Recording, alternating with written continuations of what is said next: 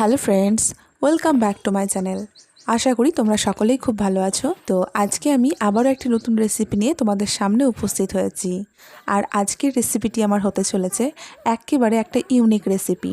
তো আজকে আমি যে রেসিপিটি তোমাদের সঙ্গে শেয়ার করতে চলেছি সেটা হলো লাউ পাতা বাটার রেসিপি, বা তোমরা লাউ পাতার ভর্তাও বলতে পারো। তো তোমরা এখানে দেখতেই পাচ্ছ যে আমি বাগানে চলে এসেছি আর সেখান থেকে কিছুটা পরিমাণ লাউ পাতা আমি তুলে নেব। তো তোমাদের সকলের কাছে আমার একটাই রিকোয়েস্ট, এখনো যারা আমার চ্যানেলটি সাবস্ক্রাইব করোনি তারা প্লিজ আমার চ্যানেলটিকে সাবস্ক্রাইব করে দিও। আর এইরকমই নতুন নতুন রেসিপির ভিডিও পাওয়ার জন্য পাশে থাকা বেল আইকনটিকে কিন্তু অবশ্যই ক্লিক করে দিও। আর রেসিপিগুলো ভালো লাগলে অবশ্যই কমেন্ট করে জানিও যে রেসিপিগুলো তোমাদের কেমন লাগছে। তো তোমরা দেখতেই পাচ্ছ আমি কিছুটা পরিমাণ লাউ পাতা তুলে নিয়েছি।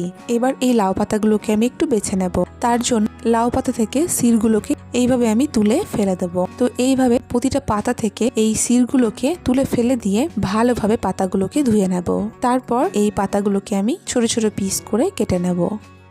তো এখনো যারা লাউ পাতা বাটার রেসিপি খাওনি তারা অবশ্যই দেখে নাও যে কিভাবে আমি লাউ পাতার ভর্তা রেসিপিটি তৈরি করছি। এই লাউ পাতা বাটার রেসিপিটি খুবই টেস্টি একটা খাবার। তোমরা গরম গরম ভাতের সঙ্গে এই লাউ পাতা বাটার রেসিপিটি সার্ভ করতে পারো। এই লাউ পাতা বাটার রেসিপিটি থাকলে গরম ভাতের সঙ্গে আর কিছু কিন্তু লাগবে না। এই লাউ পাতা বাটা দিয়েই তোমরা এক থালা গরম ভাত খুব অনায়াসেই খেয়ে ফেলতে পারো। এটা একটা খুব গ্রাম্য খাবার। সমস্ত পাতাগুলোকে আমি ছোট ছোট পিস করে কেটে নিয়েছি। তো এবার আমি এই লাউ পাতা বাটার রেসিপি তৈরি করব। আর এই রেসিপিটি তৈরির জন্য এখানে কয়েকটা কাঁচা লঙ্কা আর কয়েকটা রসুনের কোয়া আমি নিয়ে নিয়েছি। এবার গ্যাসের মধ্যে একটা প্যান বসিয়ে তার মধ্যে দিয়ে দেবো সর্ষের তেল, আর তার মধ্যে দিয়ে দেবো 1 টিস্পুন মতন কালো জিরে, দিয়ে দেবো নিয়ে নেওয়া রসুনের কোয়া, আর দিয়ে দেবো নিয়ে নেওয়া কাঁচা লঙ্কা। কাঁচা লঙ্কাগুলোকে আমি একটু চিড়ে নিয়েছি। তারপর কালো জিরে, লঙ্কা আর রসুনের কোয়াগুলোকে হালকা একটু নেড়ে চেড়েই এর মধ্যে কেটে নেওয়া লাউ পাতাগুলো অ্যাড করে দেব। তারপর একটু নেড়ে চেড়ে নেব।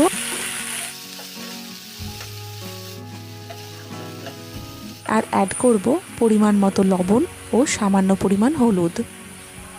তারপর এটাকে আমি খুব ভালোভাবে নাড়তে থাকবো।